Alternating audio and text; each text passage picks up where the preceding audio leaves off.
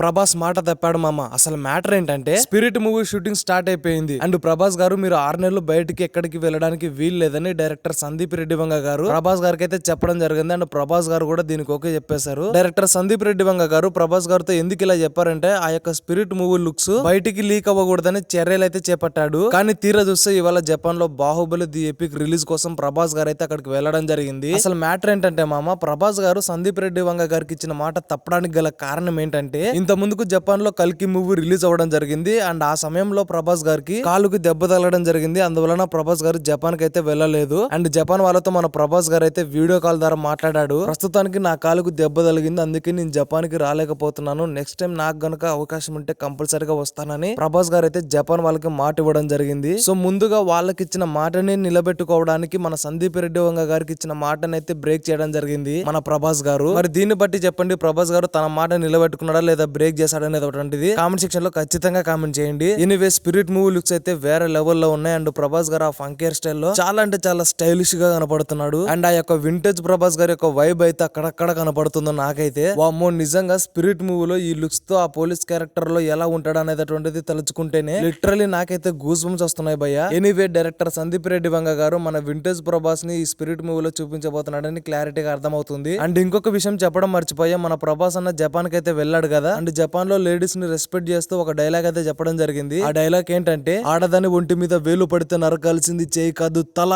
ఆడవాళ్ళ ఒంటి మీద చేయి వేస్తే నరకాల్సింది వేలు కాదు తల అనేటటువంటి ఈ డైలాగ్ అయితే ప్రభాస్ గారు జపాన్ లో అయితే చెప్పడం జరిగింది అనమాట. మరి డైనోసార్ ఫ్యాన్స్, మరి మీరెంతమంది స్పిరిట్ మూవీ కోసం ఎదురు చూస్తున్నారు అనేటటువంటిది కామెంట్ సెక్షన్ లో జై డైనోసార్ అని కామెంట్ చేయండి. అండ్ అలాగే వీడియోకి నచ్చినట్లయితే లైక్ చేయండి, సబ్స్క్రైబ్ చేయండి, షేర్ చేయండి. Thank you for watching.